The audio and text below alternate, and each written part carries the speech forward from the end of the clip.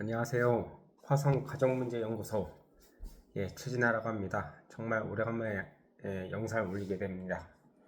어, 사람은 살면서 참 위로가 필요할 때가 많습니다. 어, 위로를 받고 싶은데 제대로 된 위로를 참 얻기가 힘들죠. 예, 위로를 받지 못하니까 사람들이 많이 자살도 하고 삶의 희망을 잃는 기도 하는 것 같습니다. 그래서 요즘 이제 위로를 받기 위해서 뭐 힐링이 많이 이제 이야기가 되고 있죠.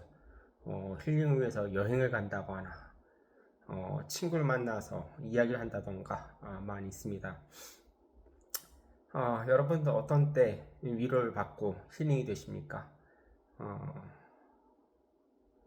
사실 극단적인 선택이라고 하는데, 극단적인 선택을 하는 이유는, 어, 내가 어떻게 힐링을 했어요. 위로를 받았다고 생각해요. 근데 그게 충분치가 않은 거죠. 충만하지가 않아요. 어, 그러니까 이제 극단적인 선택을 하는 겁니다.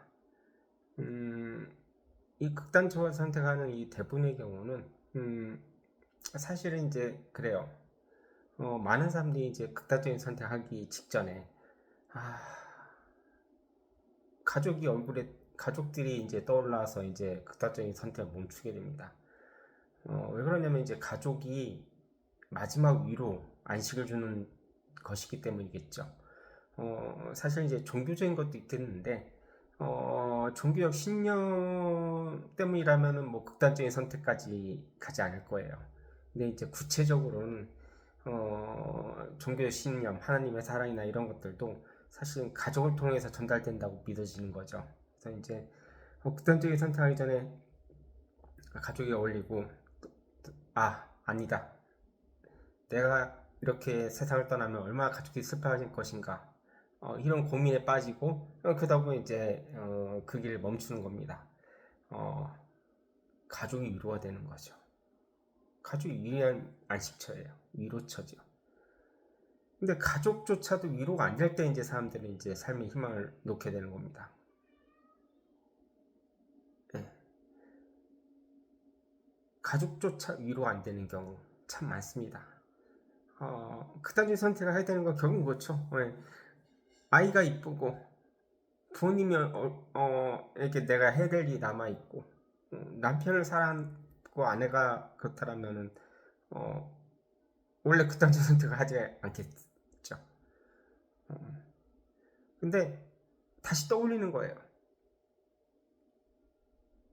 이제 순간적인 생각을 잘못해서, 난 살 가치가 없어, 삶의 의미가 없어, 세상이 너무 험해. 예. 근데 이제 마지막 순간에는 이제 어, 생각이 나는 거예요. 생각이 안 나면 이제 삶의 끈을 놓게 되겠죠. 내일이 아니다 싶겠지만요. 사실은 사람들은 항상 그런 말들도 많이 하고, 죽고 싶다. 어, 그냥 농담으로 지나칠 수도 있지만은, 사실은 그런 마음들이 약한 시기들이 있는 거 아니겠어요? 그러니까 이제 힐링도 필요하다고 얘기할 텐데요. 근데 저는 좀 약간 희한한 게, 어, 만약에 나에게 위로를 주는 가족이 없다면은, 가족을 만들면 되잖아요. 부모님을 새로 만들 수는 없죠. 형제가 새로 만들어지진 않아요. 형제 같은 친구가 있을 수는 있겠죠. 근데 그게 쉽게 만들어졌으면은, 그런 생각 같이 하겠어요? 그러지 않을 거예요. 음. 근데 가장 쉬운 거는, 어, 아이가 위로가 될 것입니다. 어, 아이를 위해서 여러분들이 할 일이 존재하게 돼요. 왜냐면 아이들은 항상 당신을 필요하기 때문입니다. 어, 내가 낳지 않아도 당신 필요한 아이들이 있을 수 있잖아요. 그 아이가 당신이 낳거나 아니면 입양해서 키우거나 근데 그 아이가 말을 잘 듣고 여러분들한테 행복을 줄 건 아니에요. 그건 아닐 거라고 생각이 돼요. 힘들죠. 근데 중요한 것은 당신을 필요로 하는 사람이 있다는 것이 당신에게 위로를 주는 거예요. 목숨처럼 당신이 필요한 사람들이 있다는 것이 당신에게 위로가 될 거예요. 여행이 당신에게 위로를 줄 것 같죠? 그렇지 않습니다. 인간에게 삶의 희망을 주고 삶의 위로를 주는 것은 저는 딱 두 가지가 있다고 생각을 해요. 하나는 여자에게는 출산이라는 거죠.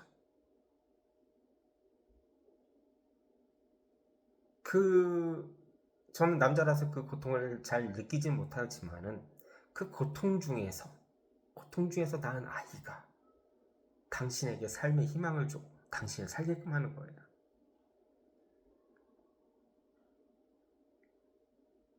그 아이를 낳은 아내와 그 아이를 위해서 여러분들이 노동하는 것이 그 삶의 희망이에요.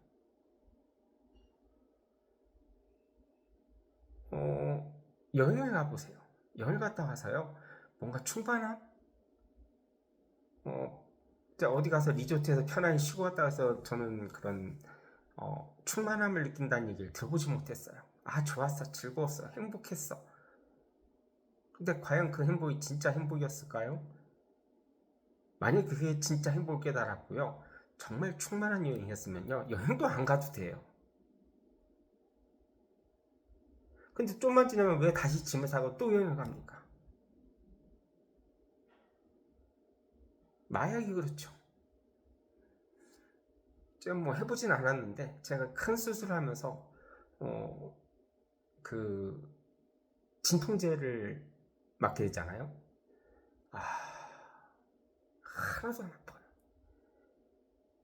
의사 선생님이 잠깐 주무시고 일어나시면 끝나 있을 겁니다. 진짜, 예. 살을 째고 뭐 이렇게 저는 몰라요. 예. 그런데 그 고통을, 살을 짤 때는 그 마취제가 마약 성분이잖아요. 그걸 통해서 전혀 못 느끼고 있다가 나중에 마약이 깨요. 마취가 깹니다. 너무 아파요. 지금도 이 정도로 아픈데 만약에 이런 마약이 없는데 그 수술을 받으라고 한다면 기절 촉풍하겠죠. 예. 정신이 잃을 거예요. 근데 어쨌거나 그 수술 끝나고 그 마취가 깰 때는 정말 고통스러워요. 다시 그 마취를 또 해달라고 난리를 치는 겁니다. 저도 그렇게 뭐 참을성이 없는 사람은 아니라고 생각했는데 죽겠더라고요. 다시 마취해달라고 합니다. 다시 여행 가고, 다시 친구 만나고, 다시 이야기하고, 다시 술 마시고, 다시 춤추고, 다시 노래해야 돼요. 근데 항상 이거는, 근데 이 충만함이 사라지지 않는 건 딱 두 가지라고 봐요. 정말 온 힘을 다해서 자녀를 위해서 노동을 해요. 그 노동의 대가로 얻은 얼마간의 그 돈을 가지고 아이에게 맛있는 걸 사줘요. 그 맛있는 것을 보고 있으면요, 그런 생각이 들어요. 일하러 가야겠다.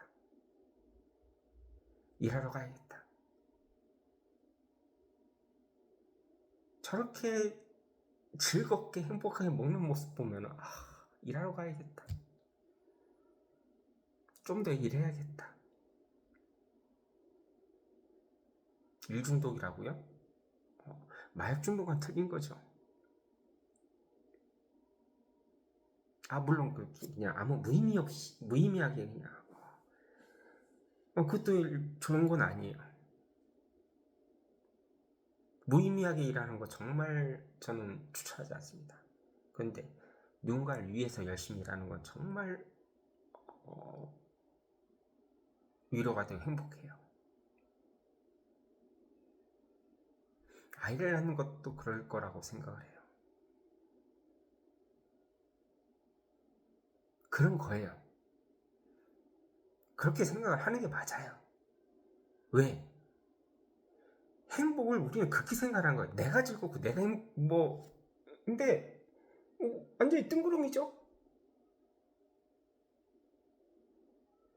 파랑새를 찾는 거예요. 없는 거예요, 그건. 근데 자꾸 그러려고 해요. 내가 여행을 좋아해. 여행 축하를 한번 해보세요. 행복한가? 아닐 거라고 생각해요. 아이돌 가수들이, 하여간 유명 가수들이요. 노래하는 걸 참 좋아한다고 해요. 행복하다고 그래요. 근데 정말 그 무대 위에서 많은 사람들 앞에서 이렇게 노래하고 행복하게 이렇게 하더라도 그 대중적인 인기가 식으면요. 너무 온화돼요. 그러니까 많은 사람들이 관심 가지고 이러면 행복한 것 같은데 그게 행복이 아닌 거예요. 덧없는 거고 사라지는 겁니다. 대중적인 관심이 없어도 아무도 알아주는 사람이 없어도 노래를 부르면 너무 즐겁고 행복해요. 그렇다면 그런 행복이겠죠.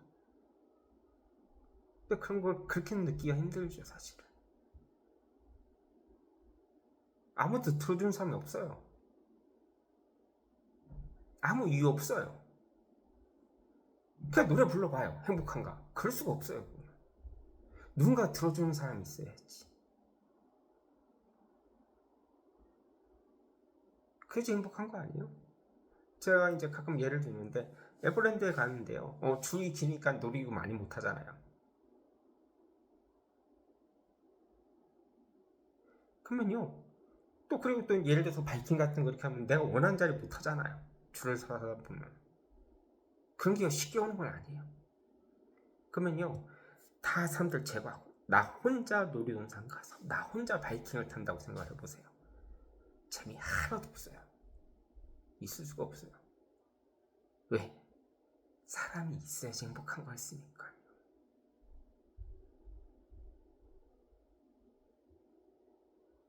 사람 짜증나, 사람 힘들어. 말이 안 되는 소리예요. 사람이 없으면 내가 사는 의미도 없죠. 무인도에서 혼자 사는 거잖아요. 그게 좋을 리가 없죠.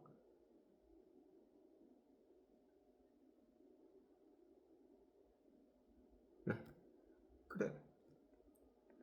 근데 정말 정말 나를 필요로 하는 거. 그냥 난 네가 필요해. 말로 하는 거 말고요. 진짜요.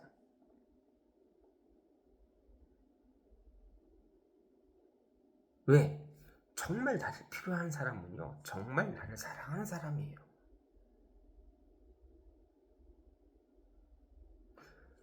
정말 나를 사랑하는 사람은 나를 힘들어하는 게 맞아요.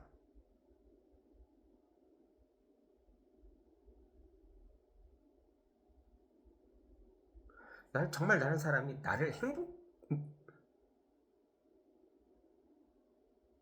여러분들이 생각하는 그런 행복을 해주는 게 아니에요.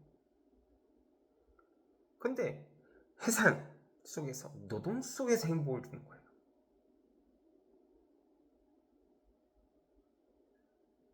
열심히 나에게끔 살아야 되는 에너지를 주는 것이 그게 행복이잖아요. 삶의 의지를 주는 거. 그게 저는 행복이라고 생각해요. 이거는 어떻게 누가 막을 수가 없는 거예요. 저는 자기를 위해서 살아가지고 행복하다는 사람들 도대체 너 뭐 때문에 행복한데? 납득이 안 가요.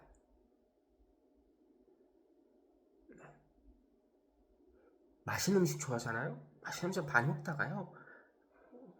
온갖 부작용이 있어요. 많이 먹어서 좋은 음식이 없잖아요. 마약도요? 내가 어떤 수술할 때, 마취할 때, 정말 필요한 거예요. 아주 중요한 거예요. 근데 그 많이, 그냥 아무 때나 그냥 대나가나 그 마약을 통해서 문제를 해결한다면은, 그건 안 좋은 거잖아요.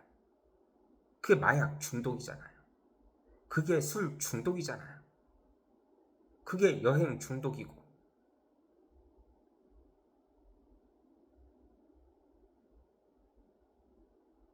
근데 내 아이를 위해서 온전히 모든 것을 내놓는 것은 중독이 아니에요.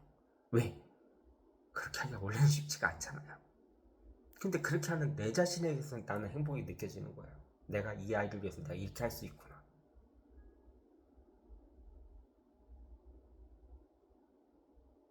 아이가 나를 원하지 않아요?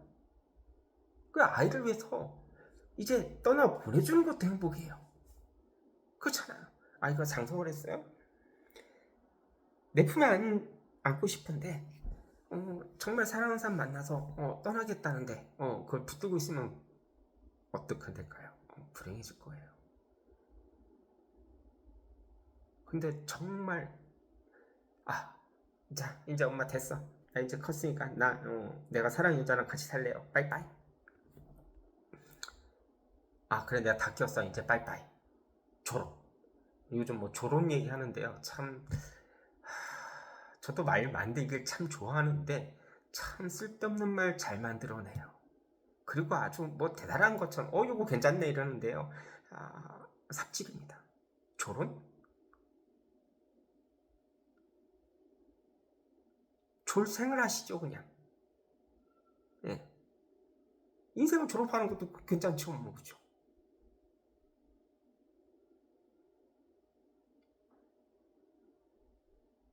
예, 십장가 보내면 할 일 다 끝나요? 아니잖아요.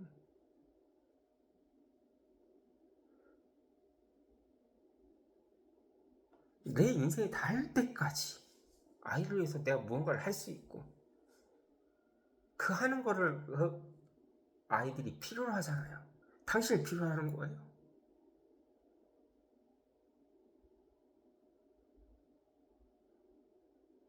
네. 이제 됐어 엄마 필요 없어 빠이빠이. 그걸 원하세요? 아빠는 내 인생에 도움이 안 돼. 이제 필요 없어. 그걸 원하세요?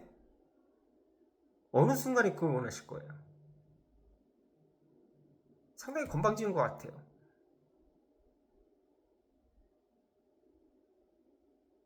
아이가 장성해서 결혼해서 아이를 낳아요. 근데 요즘 세상은 또 그렇게 뭐 옛날처럼 이렇게 그 육아를 전담하는 그런 게 아니라 다 맞벌이를 한다거나 뭐 여러 가지 힘들잖아요. 경제적으로 어렵죠. 경제적으로 가면 갈수록 힘들어질 거예요 앞으로. 왜냐면요 어떤 체제가 이렇게 하는데요. 이미 우리나라 대한민국의 황금기는 지났어요. 고도성장기는 들렸단 말이에요. 자 월세방에서 단칸방에서 수전화 갖고 시작해서 열심히 일해서 뭐 이렇게 그런 거 없어요 이제. 왜? 모든 역사가 그래요.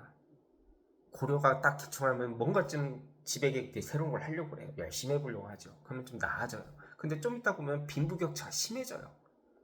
그러면 그 빈부격차가 심해지는 모순이 계속 하다가 이제 결국 안 돼. 그러면 나중에 이제 켜켜이 위에 쌓이고 쌓이다가 결국 몇백 년 뒤에 뒤집어지는 거예요. 조선왕조가 생겨요. 처음에 또 백성조에서 열심히 하려고 하죠. 세종대왕도 조선 초기 임금이에요. 그때는 조선 왕조가 개창했는지도 몰라요. 그냥 다 고려는 뭐 무슨 TV가 있어요, 뉴스가 있어요, 유튜브가 있습니까? 모르고 있는데요. 그러니까 끝없이 그 세종 임금 때만 해도 고려 왕조를 되돌리고 하는 게 있어요. 그러니까 고려 왕조를 되돌리고 하는 사람들이 백성들의 마음을 얻으면은 조선은 망할 거 아니에요, 더. 그러니까 백성들의 마음을 얻기 위해서 열심히 노력을 해요. 근데 좀 시간 지나면 또 빈부격차 심해져요. 지금 우리나라 그 타이밍이에요. 여러분이 힘든 세월을 사신 것 같아요? 아니에요. 앞으로 더 여러분들의 아이들이 더 힘든 세상을 살아갈 거예요. 한 번도 그게 어긋난 적이 없어요. 그랬어요, 계속.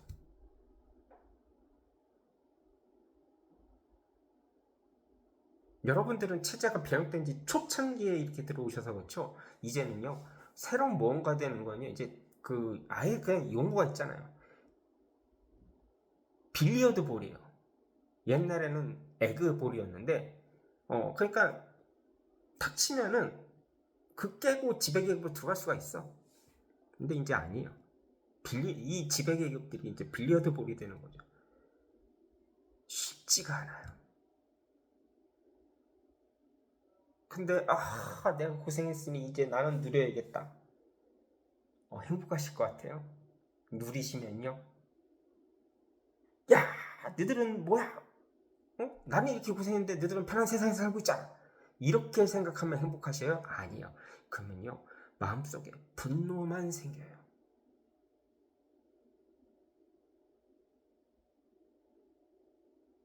제가 대학교 다닐 때 그런 얘기, 선배들이 그런 얘기를 해요. 왜냐면 저는 제가 91학번인데, 야, 빈곤의 60년대, 풍요의 70년대, 너희들 풍요한 세상이야.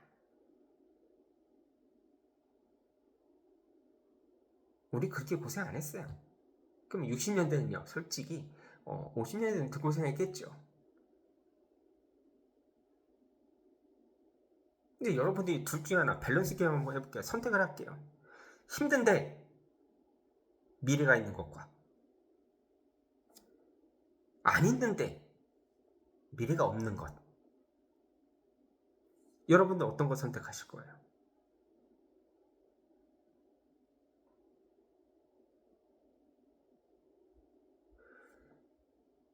힘들지만 미래가 있는 게 낫지 않나요? 왜? 미래가 없으면요, 뭘 해도 위로가 안 돼요. 지금 우리 아이들 그 상황이에요.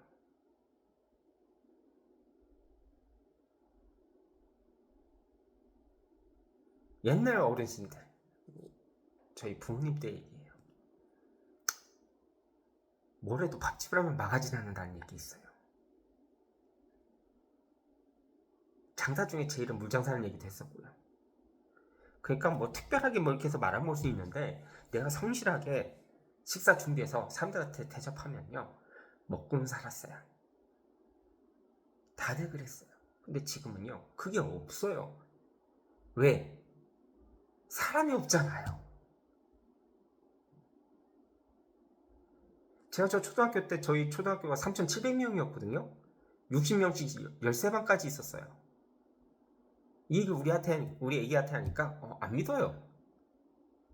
야, 그거는 약과야. 아빠가 초등학교 6학년 때 그랬다는 얘기지. 국민학교 6학년 때 그랬다는 얘기지.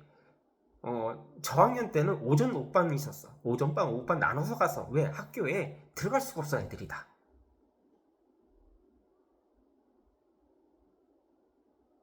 그러니 이 많은 사람들이 밥을 먹어야 되니까요, 뭐래도 식당을 하면 다 됐어요. 근데 지금은요, 그런 게 없어요.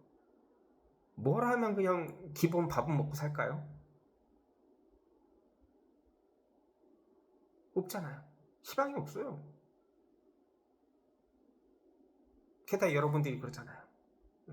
감나라 배나라 우리 땐 말이야, 이런 얘기 했잖아요. 저도 이제 나이가 50이 넘어가는데 미안한 거예요, 솔직히. 우리 때보다 더 잘 먹고 더 잘 사는데 그렇잖아요. 안 좋았던 데서 더 이렇게 좀 좋아지는 거, 이게 좋잖아요. 근데 정해져 있어요. 꼬꾸라지는 거. 기후 환경은 안 좋아지죠. 빈부의 차이는 심각해지죠. 야, 미친 척하고 아메리칸 드림하고 미국 갔던 사람들이 성공하고 이런 얘기도 막 들려오는 게 있는데, 지금은 미국이란 데도 보니까 잘 사는 사람은 잘 살지만 마약에 공립학교는 달대도 못 되고, 도대체 어디서 희망을 찾아요?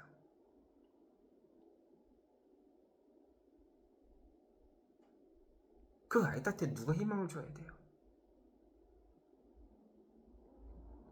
옛날처럼 야 20살 때까지 키우면 말도 하지 마세요. 그러면요, 그 아이가 낳을 손자는요, 여러분들이 안 도와주려는데 그쵸?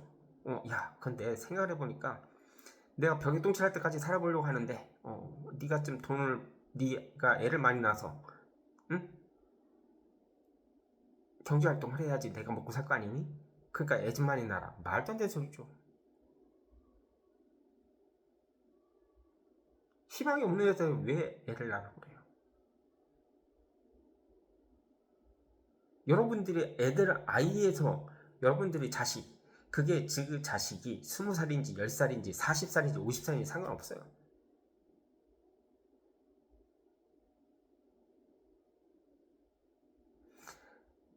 아이를 위해서 사는 것들이, 남편이나 아내를 위해서 사는 삶이요, 여러분들 위로해 주는 거예요.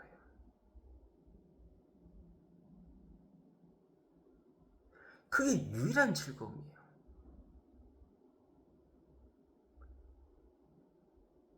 이게 기독교의 원리예요.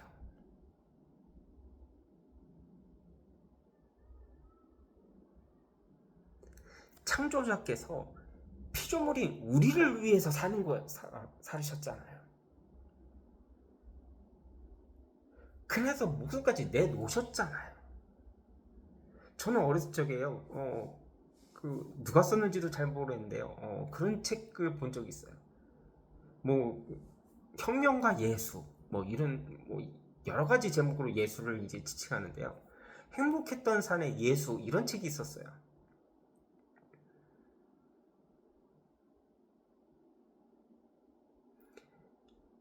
아니 태어나자마자 죽으려고 쫓아와 도망댕겨 허접한 동네에서 살아. 뭐래도 바리새인, 그러니까 지금 얘기하면 판사, 검사, 목사들이요, 이 사자 들린 분들이요, 전부 다 예수님을 욕했어요. 삭개오의 집에 간다니까 죄인의 집에서 유한다.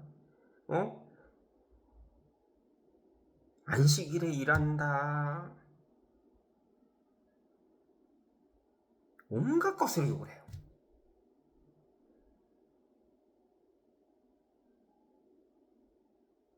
딱 하루 그 예루살렘 성에 입성할 때 호산네 다윗의 자손들이요 막 해가지고 자손이요 하고 환호를 했는데요. 바로 그 대종들이 바로 다음날 예수를 죽여라, 예수를 죽여라 이렇게 했단 말이야. 근데 뭐가 행복해요? 좀 이해가 안 되는데요. 전 좀 이해가 될 것 같아요.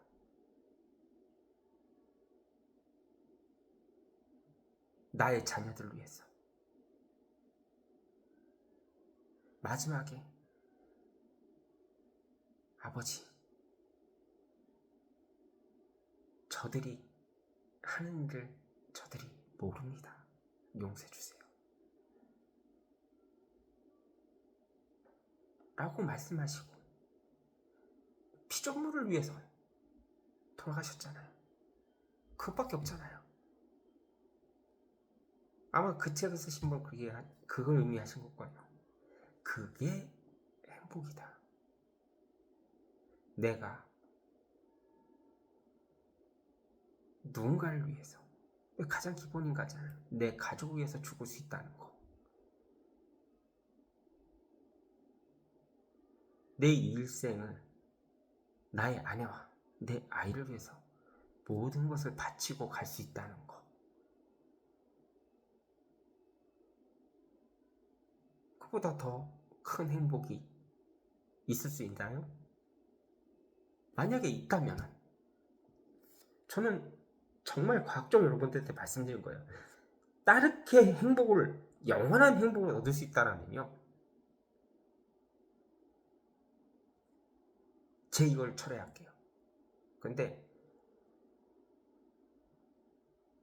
내가 나의 아이를 낳고 나의 아이를 위해서 살고 나의 배우자를 위해서, 나의 가족을 위해서 사는 삶,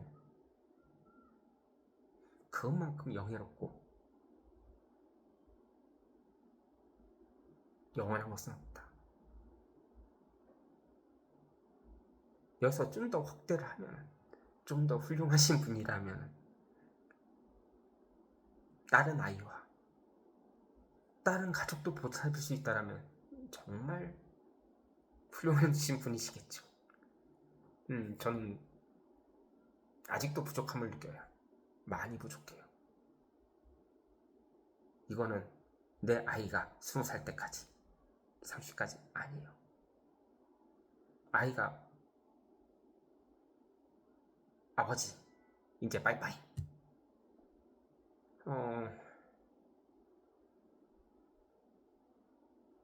그럼 빠이빠이 해야죠, 그죠? 그럼에도 불구하고 그 안 보이면서라도, 그쵸? 눈에 보이는 걸 싫어하는 걸 수 있잖아. 내 눈에 안 보이는 중에서라도 무언가 만약에 아이를 위해서 내가 할 수 있는 일이 있다라면 그 일을 하는 것이 나에게 주어진 행복이고 축복이라고 저는 생각합니다. 여러분들, 당신을 속삭이고 힘들게 하는 가족이 사실은 당신에게 위로를 주고 있는 거예요.